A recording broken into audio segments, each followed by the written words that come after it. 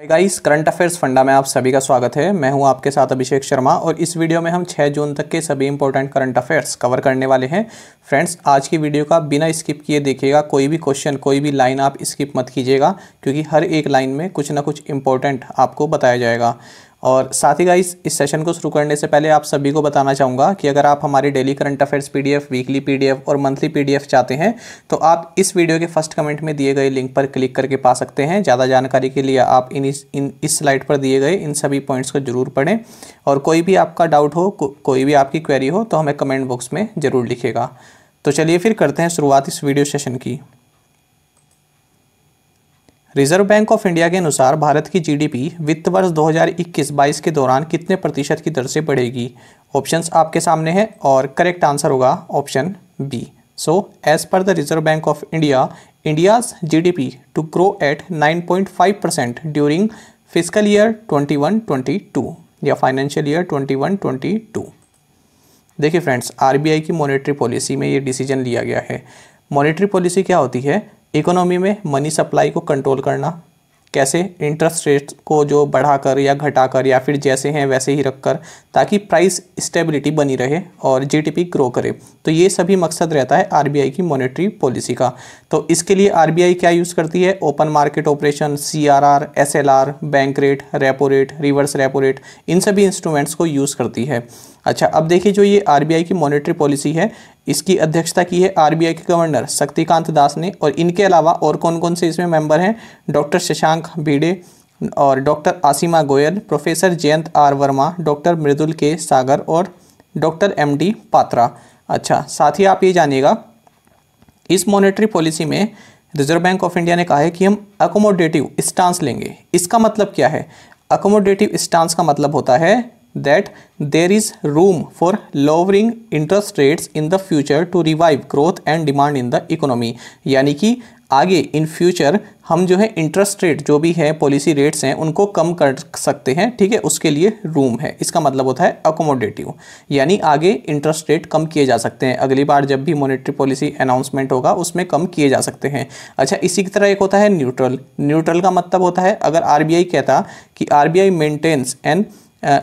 Maintains a neutral stance, तो उसका मतलब होता कि हम जो इंटरेस्ट रेट्स हैं उनको लो भी कर सकते हैं और उनको हाई भी कर सकते हैं। उसका मतलब ये रहता है। अच्छा, तो रिजर्व बैंक ऑफ इंडिया ने ये कहा है कि फाइनेंशियल ईयर 21-22 में 9.5% से इंडिया की जीडीपी ग्रो करेगी। साथ ही और कौन कौन से कहा है? देखिए, पॉलिसी रेट, जो पॉलिसी रेपो रेट है इसको 4% रखा है। रिवर्स रेपो रेट को 3.35% रखा है। मार्जिनल स्टैंडिंग फैसिलिटी रेट, जिसे MSF रेट भी बोलते हैं, इसको 4.25% रखा है। बैंक रेट को 4.25% रखा है।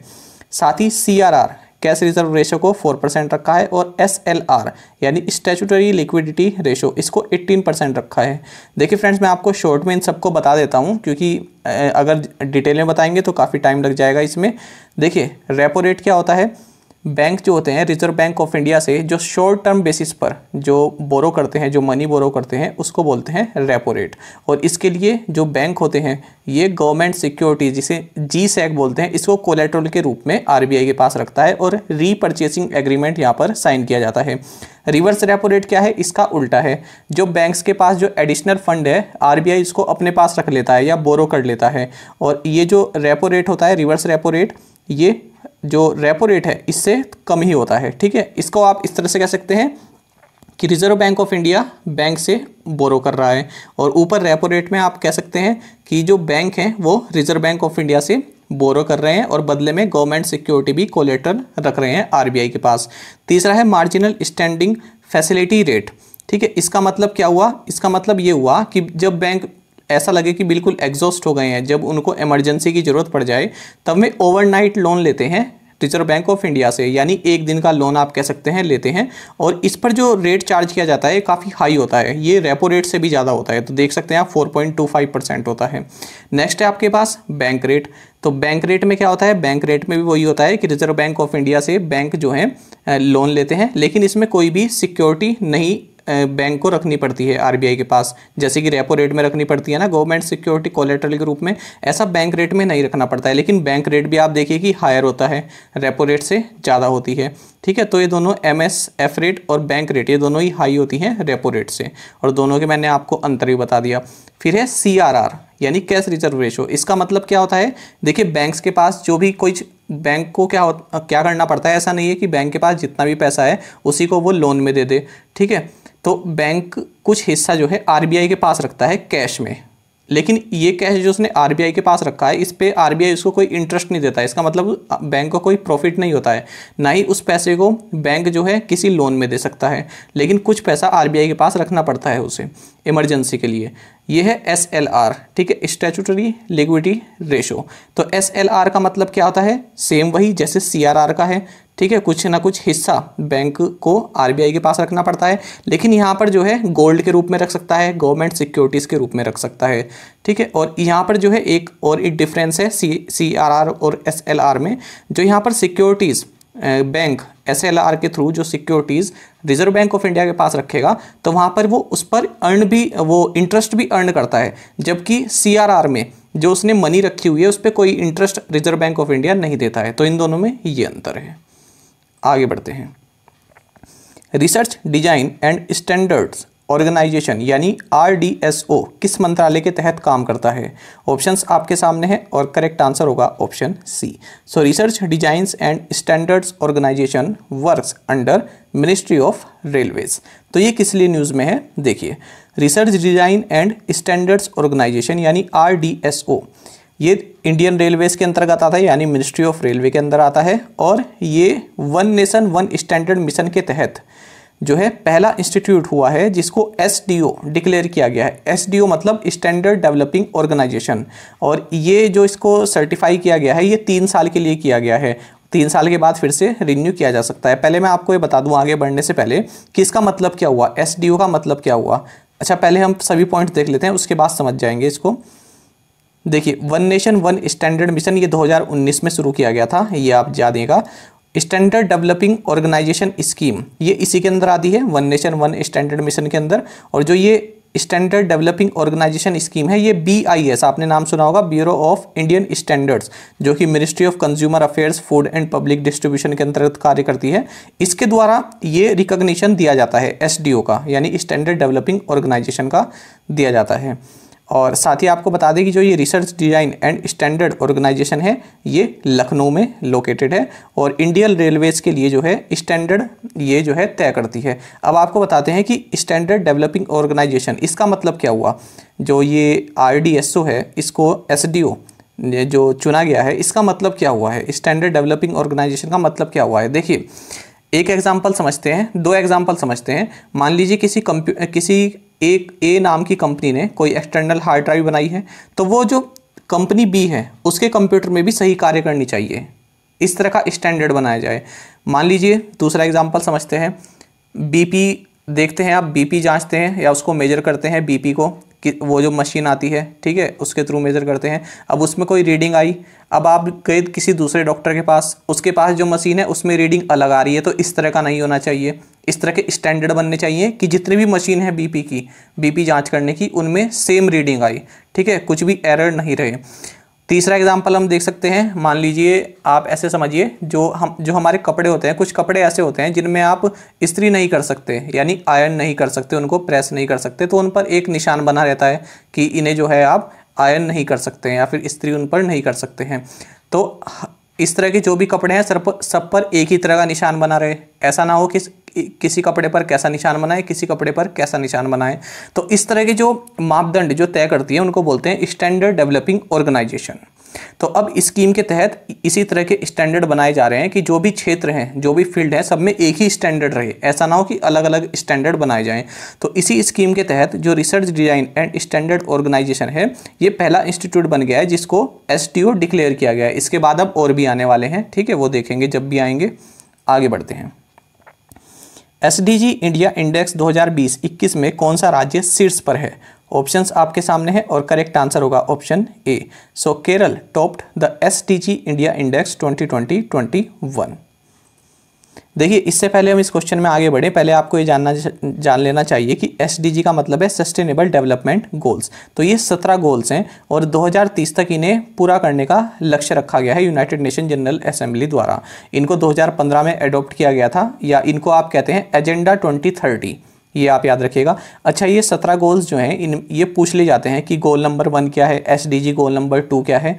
देखिए इसमें जो इंपॉर्टेंट है, ये गोल नंबर 1 है, एक तो नो पॉवर्टी, दूसरा है जीरो हंगर, और इसमें गोल नंबर 4 है क्वालिटी एजुकेशन, 5th है जेंडर इक्वलिटी, और आपका 6 है क्लीन वाटर एंड सैनिटेशन, और इसके बाद आपका जो 13 है क्लाइमेट एक्शन।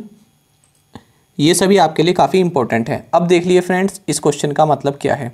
देखिए नीति आयोग ने SDG India index and dashboard 2020-21 partnership in the decade of action, इस रिपोर्ट को लॉन्च किया है।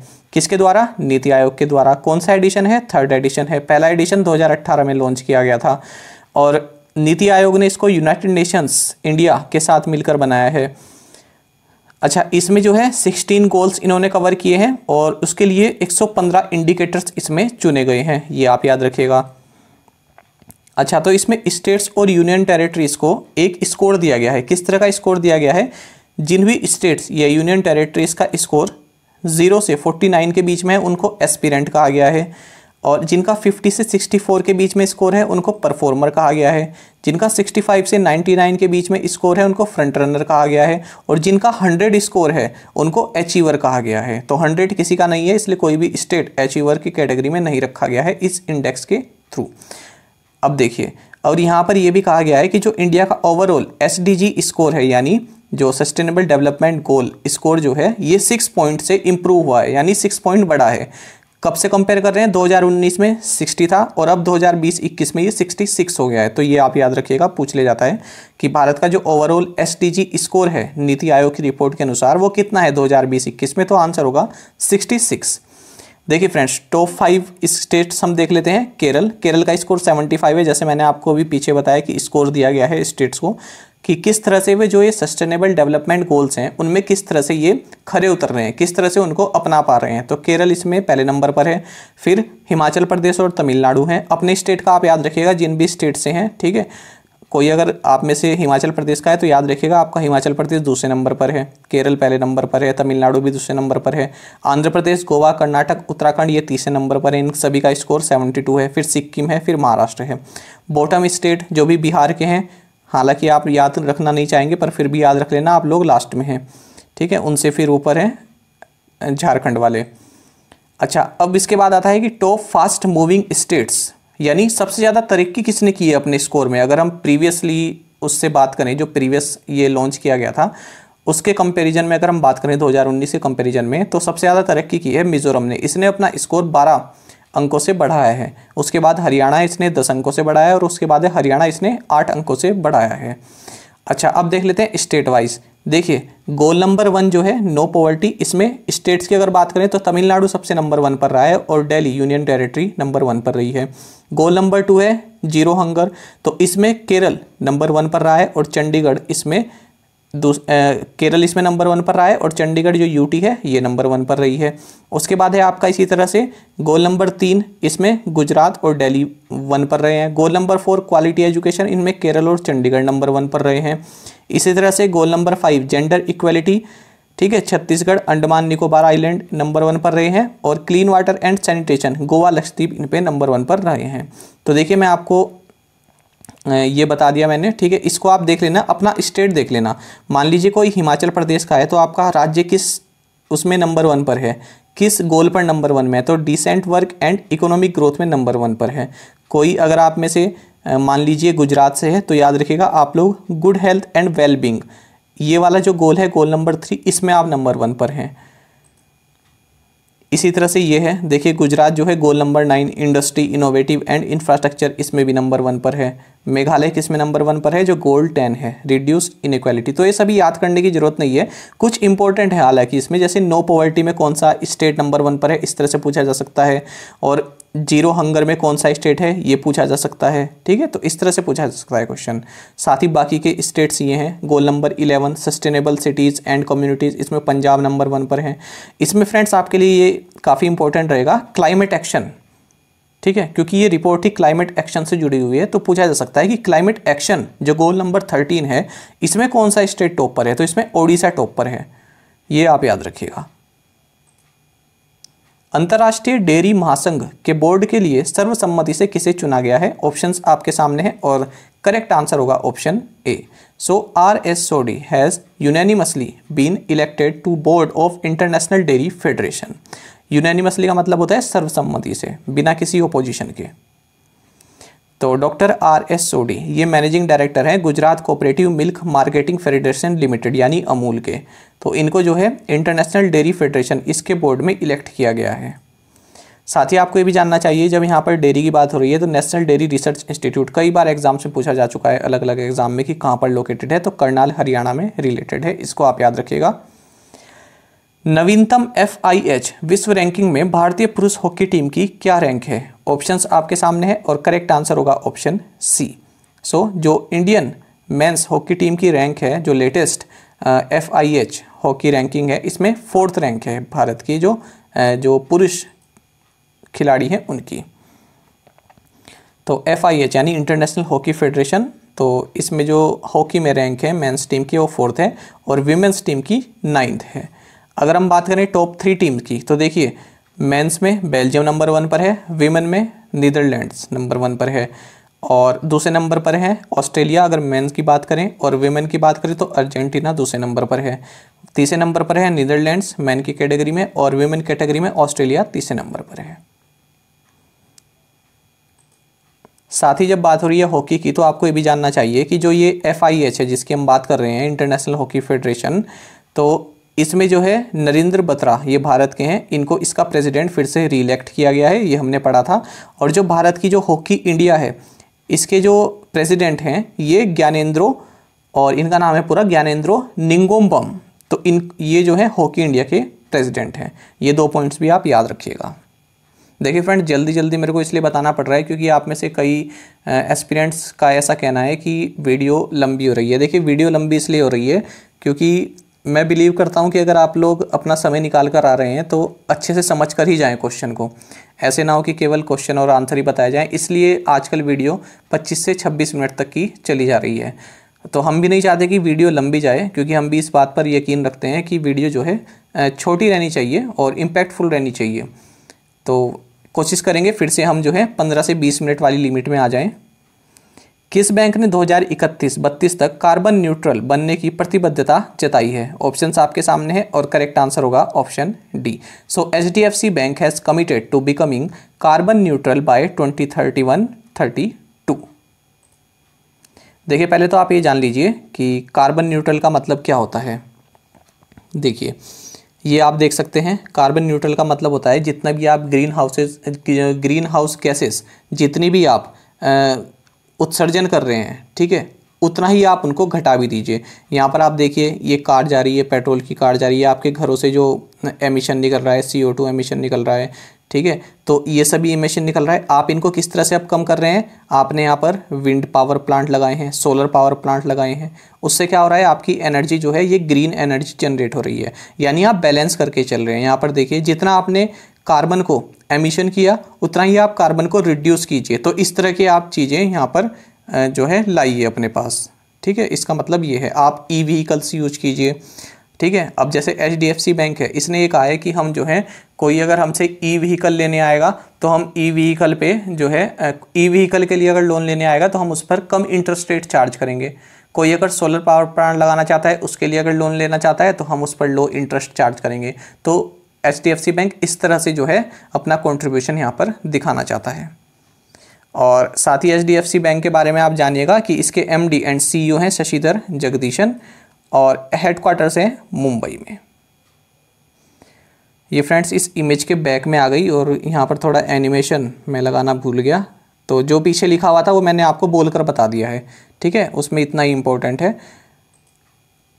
बाकी जो HDFC बैंक के MD एंड CEO हैं शशिधर जगदीशन है, हेडक्वार्टर्स मुंबई में है और इसकी टैगलाइन है वी अंडरस्टैंड योर वर्ड। साथ ही ये याद रखिएगा कि HDFC बैंक ने जो कॉमन सर्विस सेंटर होते हैं इनके साथ मिलकर एक चैटबॉट लॉन्च किया है, ईवा इसका नाम है। साथ ही HDFC बैंक ने प्रोजेक्ट फ्यूचर रेडी इसको भी लॉन्च किया है। प्रधानमंत्री नरेंद्र मोदी ने किस शहर में E100 पायलट प्रोजेक्ट लॉन्च किया? ऑप्शंस आपके सामने हैं और करेक्ट आंसर होगा option A. So prime minister Narendra Modi launched E100 pilot project in Pune. देखिए, प्राइम मिनिस्टर नरेंद्र मोदी ने report of the expert committee on road map for ethanol blending in India 2020-2025 इसको launch किया है। किस दिन? वर्ल्ड एनवायरनमेंट डे के दिन इसको लॉन्च किया है। और ये जो भारत द्वारा जो इवेंट बनाया गया, ये वर्ल्ड एनवायरनमेंट डे इवेंट, इसका थीम रहा है promotion of biofuels for a better environment. तो इसी के तहत प्रधानमंत्री नरेंद्र मोदी ने E100 इस पायलट प्रोजेक्ट के थ्रू 3 लोकेशन पर, पुणे में 3 लोकेशन पर इस तरह के स्टेशन इन्होंने इनोग्रेट किए हैं। अच्छा, आपको बता दें कि E100 का मतलब होता है कि एथेनॉल। E100 एथेनॉल को ही कहते हैं, एथेनॉल फ्यूल को कहते हैं। अलग अलग रेंज आती है, E75 आता है, E85 आता है, E100 आता है। तो जो ये E100 है, इसका मतलब होता है प्योर एथेनॉल। ठीक है, 100% एथेनॉल होता है, ये E100 एथेनॉल होता है। तो इस तरह के स्टेशन इन्होंने यहाँ पर लॉन्च किए हैं पुणे में 3 अलग अलग जगह पर। और आपको बता दें E20, अगर आप टर्म सुने E20, तो E20 का मतलब है कि जो गैसोलीन है या पेट्रोल में, उसमें 20% एथेनॉल की ब्लेंडिंग, एथेनॉल की मिक्सिंग, यानी 100 पार्ट में से 80 पार्ट अगर गैसोलीन या पेट्रोल है तो 20 पार्ट उसमें एथेनॉल है। E20 इसका मतलब है। जैसे E100 यहाँ पर मतलब है, ऐसे ही E20 यहाँ पर इसका मतलब है। ये मैंने आपको बता दिया कि E100 क्या है। E100 क्या है? एक बायोफ्यूल है, यानी एथेनॉल ही है। और हाल ही में इंडिया ने जो है अपना जो एथेनॉल ब्लेंडिंग का जो टारगेट है, 20% ब्लेंड करना चाहते हैं हम एथेनॉल को, तो उसको अब 2025 कर दिया है। ठीक है, ये आप याद रखिएगा। राष्ट्रीय वनस्पति अनुसंधान संस्थान CSIR NBRI कहाँ स्थित है? तो ये लखनऊ में स्थित है।